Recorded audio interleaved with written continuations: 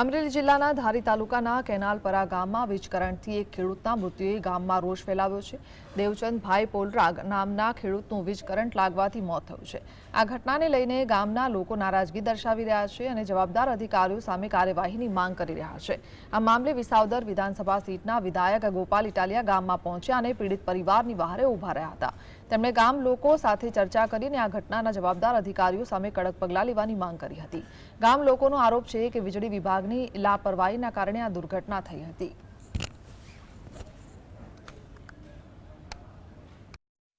મૃત્યુ થયું।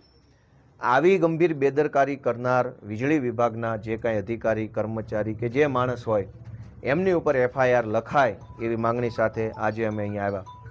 આજે મોટાભાગના પોલીસ સ્ટાફ જે છે એ નરેન્દ્ર મોદીની સેવામાં ભાવનગર ગયા છે, એટલે જનતાની સેવા કરે એવું કોઈ અહીંયા હાજર નથી। છતાંય જે ઇન્સ્પેક્ટર હાજર છે એમણે આજે બે બાબતના પત્ર લખ્યા।